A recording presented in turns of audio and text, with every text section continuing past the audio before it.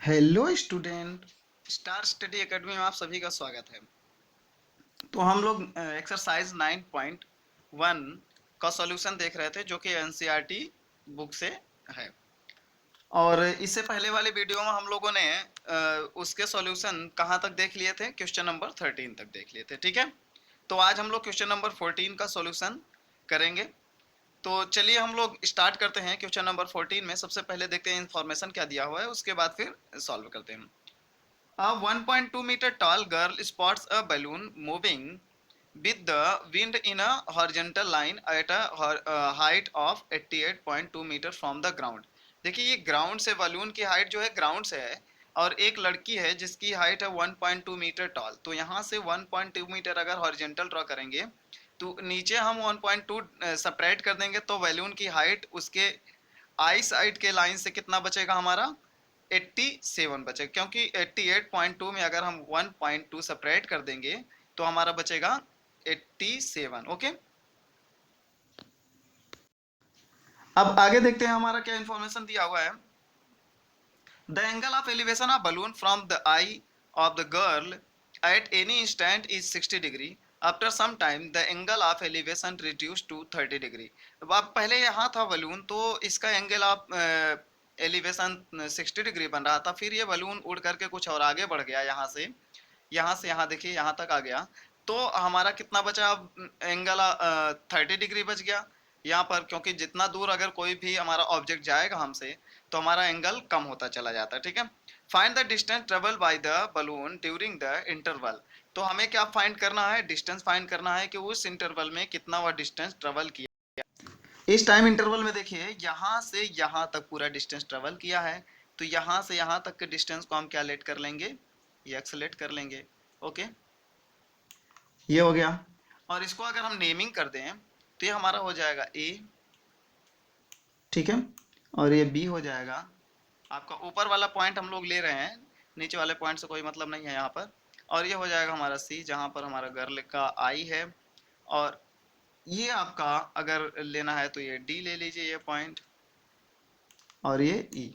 Okay, तो हमारे दो ट्रायंगल यहाँ बन रहे हैं। हमें फाइंड करना है एक्स की वैल्यू। इससे पहले यहाँ से यहाँ तक की डिस्टेंस हम लेट कर लेते हैं वाई। ठीक है, सी और डी के बीच की डिस्टेंस हमारी वाई हो जाएगी। और इसकी हाइट हमारा 87 है, तो यहाँ भी तो 87 होगा।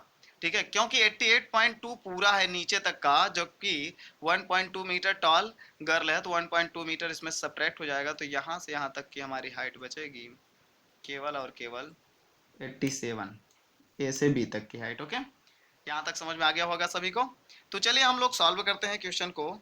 सबसे पहले क्वेश्चन को ट्रायंगल एबीसी में देखते हैं और सॉल्यूशन स्टार्ट करते हैं। ठीक है, तो इन ट्रायंगल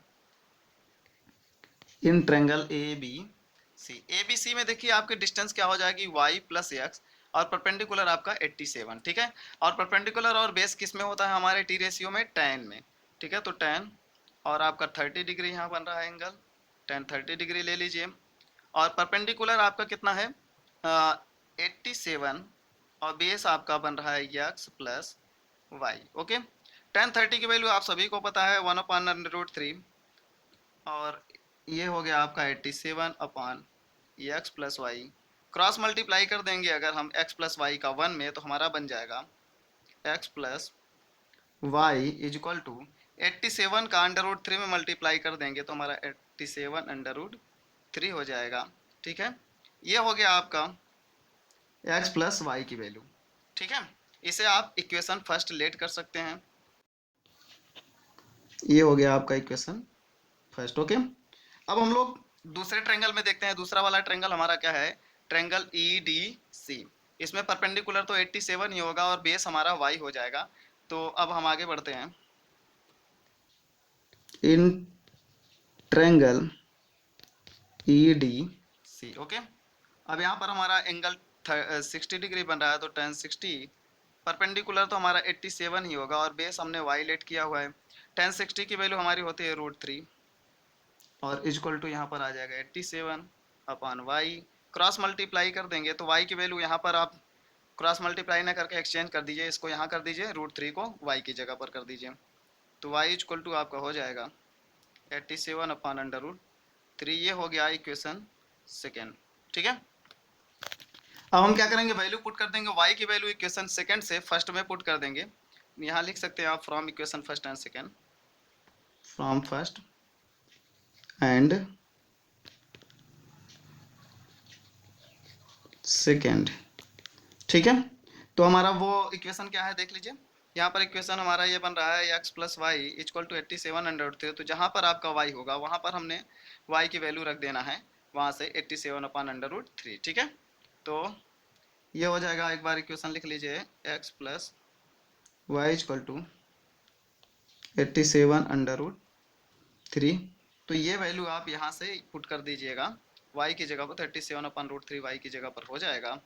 तो आ जाएगा आपका x plus 87 upon under root 3 is equal to 87 under root 3। Okay, इस रूट 3 का जो आपका डिनोमिनेटर में है इसका मल्टीप्लाई वो x में भी कर दीजिए और इधर भी कर दीजिए। ठीक है, तो ये हो जाएगा x under root 3 plus 87 is equal to 87, और ये जब रूट 3 और रूट 3 का मल्टीप्लाई हो जाएगा तो केवल बचेगा 3।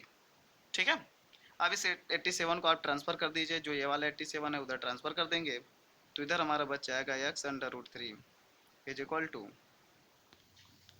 87 इंटू 3 माइनस 87, क्योंकि इधर हमारा पॉजिटिव है ये वाला 87, जब उधर जाएगा तो नेगेटिव साइन हो जाएगा।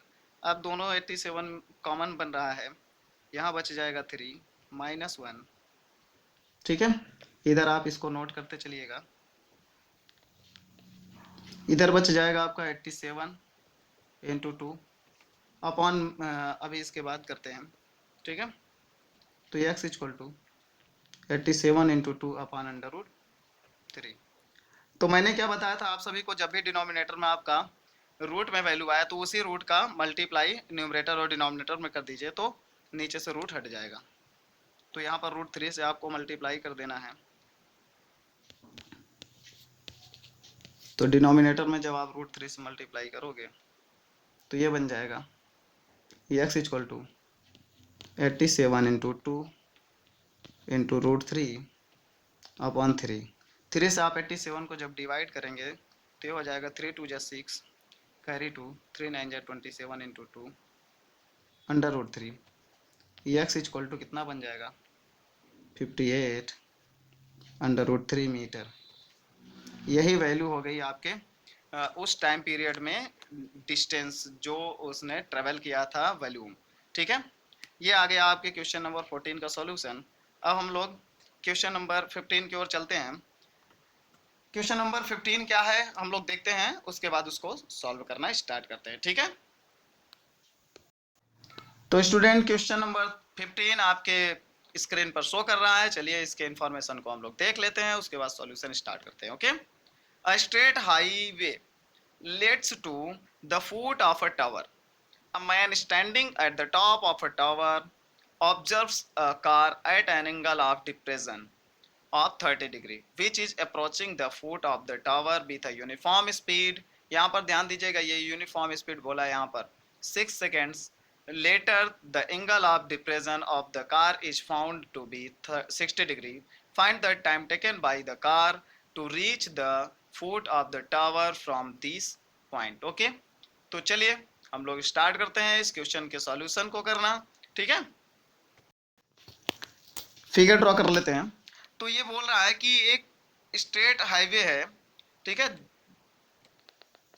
टावर के पास में। ठीक है, इस पर जो है एक कार ए है, ठीक है, कार ए यहाँ पर है।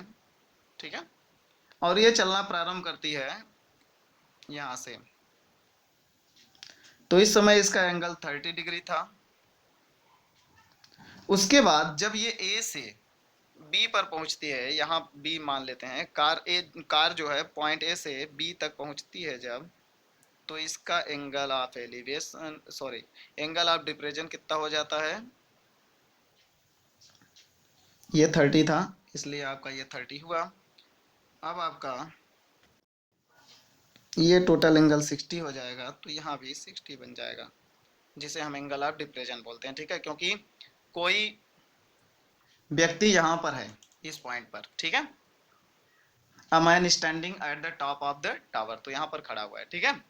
यहाँ पर आ गया आपका, और इसको नेमिंग कर देते हैं, ये सी हो जाएगा और ये डी हो जाएगा। सपोज करते हैं डी पॉइंट पर आपका जो मैन है वो इसी पर खड़ा हुआ है टावर पर, ठीक है। अब इसकी यूनिफॉर्म स्पीड है, इसी यूनिफॉर्म स्पीड हम एक्स सेलेक्ट कर लेते हैं, और यहाँ से यहाँ तक आने में टाइम लगा है 6 सेकंड, ठीक है। और यहाँ के डिस्टेंस हम क्या लेट कर लेते हैं, वाई, ओके। और यहाँ की डिस्टेंस हमारी क्या हो जाएगी, जेड। स्पीड यूनिफॉर्म है, एक्स है, तो स्पीड इक्वल टू क्या होता है, डिस्टेंस अपॉन टाइम, ठीक है। और टाइम 6 सेकंड लगा है, यहाँ की डिस्टेंस वाई है, तो डिस्टेंस इक्वल टू क्या हो जाएगा आपका, स्पीड इनटू टाइम। तो वाई इक्वल टू हो गया 6 एक्स मीटर, ठीक है। यहां तक समझ में आ गया होगा। देखिए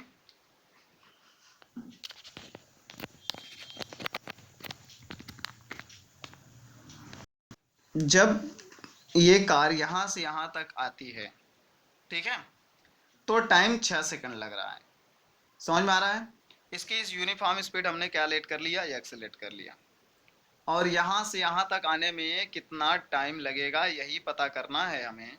तो यहां से y की वैल्यू हमने निकाल लिया 6x मीटर, ये समझ में आ गया होगा,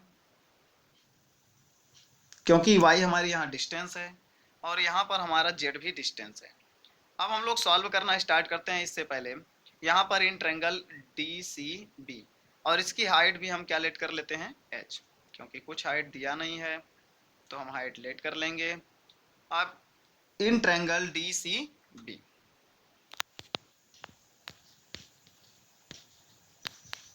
इन triangle D C B tan 60 degree equal to perpendicular h, और बेस आपका जेड हमने लेट किया है।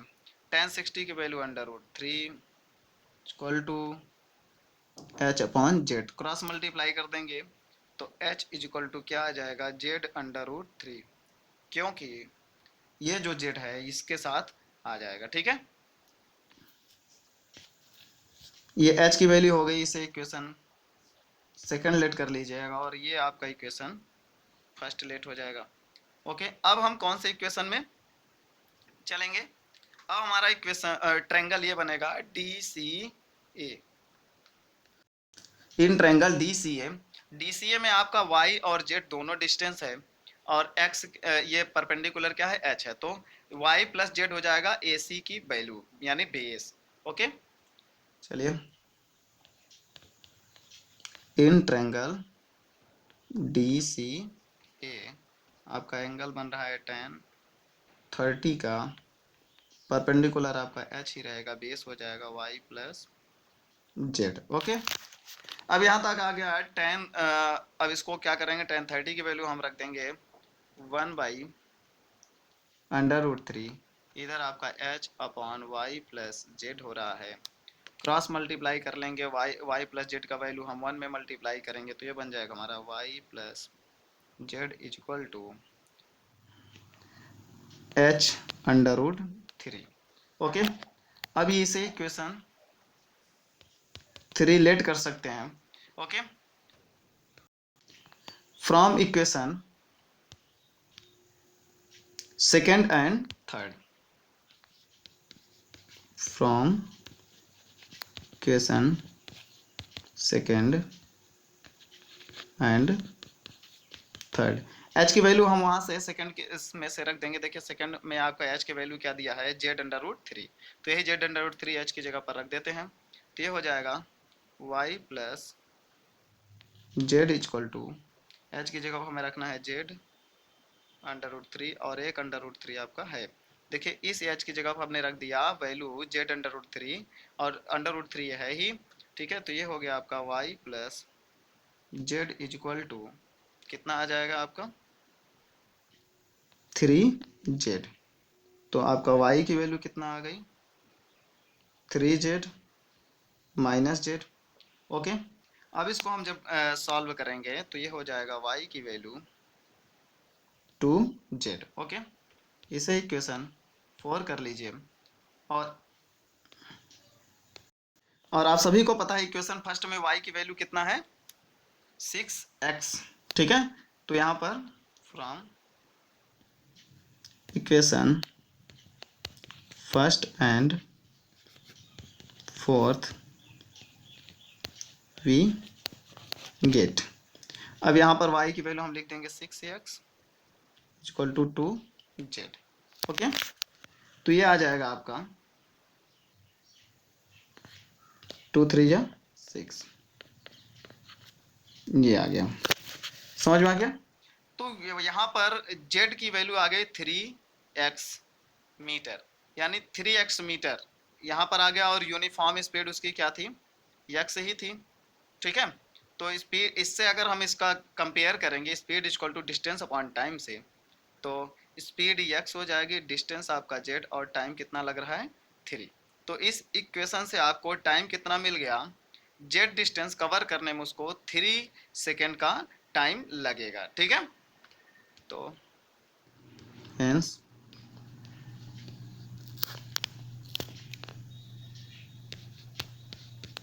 it cover distance z meter in 3 second. ये आपका आंसर हो गया। ठीक है,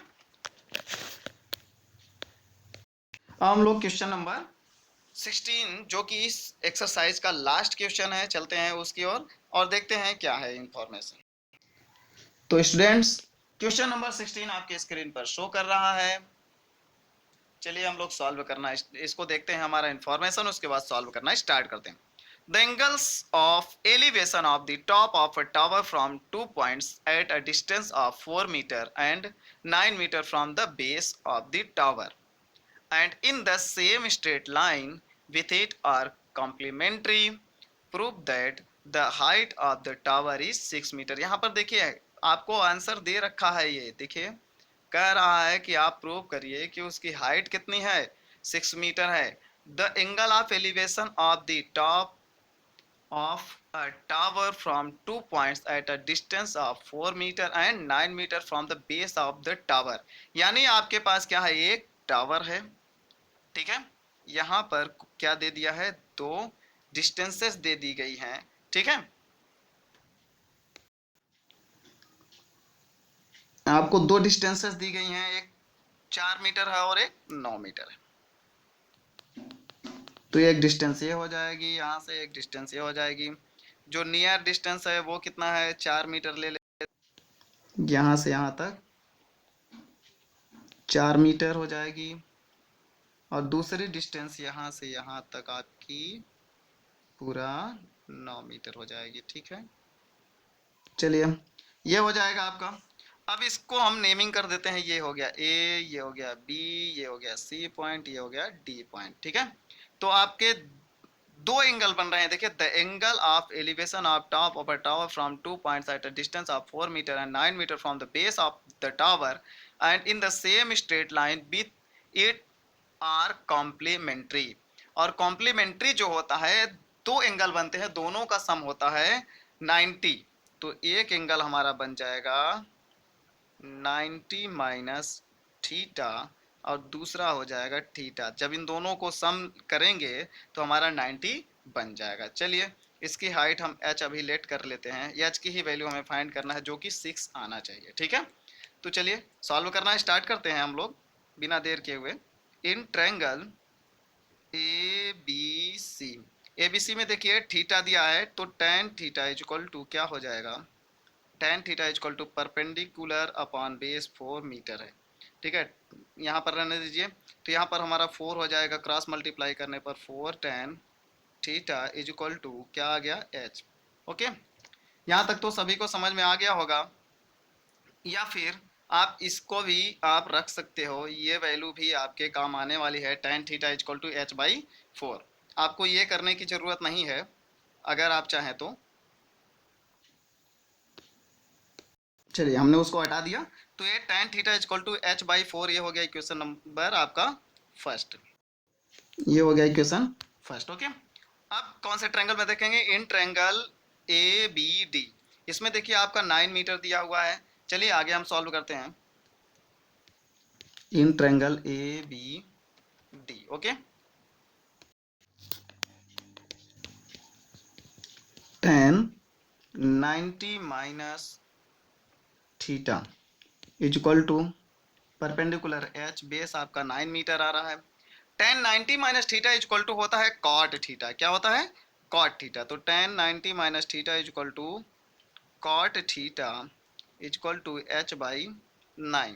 और कॉट का रेसिप्रोकल होता है tan, तो cot theta is equal to 1 upon tan theta. ये फार्मूला होता है, ध्यान दीजिएगा। h अपॉन 9 हो गया। अब अगर क्या करेंगे, क्रॉस मल्टीप्लाई कर दें या इसी को रेसिप्रोकल कर लें, तो रेसिप्रोकल का मतलब होता है इसको ऊपर कर देना और इसे नीचे, इसे ऊपर कर देना इसे नीचे, तो दोनों साइड का आप रेसिप्रोकल ले लीजिए। तो ये हो जाएगा आपका tan theta is equal to 9 upon h. Equation second हो गया। इक्वेशन फर्स्ट में आपके tan की वैल्यू कितना आई थी, देख लीजिए। इक्वेशन फर्स्ट में tan थीटा की वैल्यू आई है h अपॉन 4, और इक्वेशन सेकंड में tan थीटा की वैल्यू 9 बाई एच आ रही है। तो from equation first and second दोनों tan की ही वैल्यू है, तो इक्वल में रख देते हैं हम। From first and second we है, तो उसमें आपकी आई थी h बाई, सॉरी, जी हाँ, तो आपके इक्वेशन फर्स्ट में tan थीटा की वैल्यू h बाई 4 है, और इक्वेशन सेकेंड में आपके tan थीटा की वैल्यू 9 बाई एच है। क्रॉस मल्टीप्लाई करेंगे तो ये हो जाएगा हमारा h square is equal to 9 4 जा 36। अब h square means square root, इसका भी हम स्क्वायर कर लें तो 6 का स्क्वायर बन जाएगा, तो एच इक्वल टू हो गया 6 मीटर। Hence proved. यही प्रूव करना था हमें। तो उम्मीद है कि आप सभी को क्वेश्चन समझ में आए होंगे, ये सारे के सारे क्वेश्चन। तो आप लोगों को अगर मेरे द्वारा बताए गए क्वेश्चंस समझ में आते हैं तो आप लोग वीडियो को लाइक करिए और ज़्यादा से ज़्यादा शेयर करिए। अगर आप लाइक नहीं करते हैं तो कोई बात नहीं, लेकिन ज़्यादा से ज़्यादा लोगों तक शेयर करिए कि जिससे कि ज़्यादा से ज़्यादा लोग वीडियो को देख सकें, ठीक है। और अगर आपको इसी प्रकार से वीडियो चाहिए तो मेरे चैनल यानी स्टार स्टडी एकेडमी को आपको सब्सक्राइब कर लेना है और बेल आइकॉन जरूर दबा देना है, जिससे कि आपको आने वाले समय में जब भी मैं वीडियोज अपलोड करूं तो आपको नोटिफिकेशन मिल जाए, ठीक है। अब मैं इसके बाद अगला चैप्टर स्टार्ट करने वाला हूं। अगर आपको अगले चैप्टर की सारे वीडियो चाहिए और बेसिक कॉन्सेप्ट चाहिए तो आप लोग मेरे चैनल पर बने रहिए। यहाँ तक के लिए आप सभी को धन्यवाद। फिर मिलते हैं अगले वीडियो में।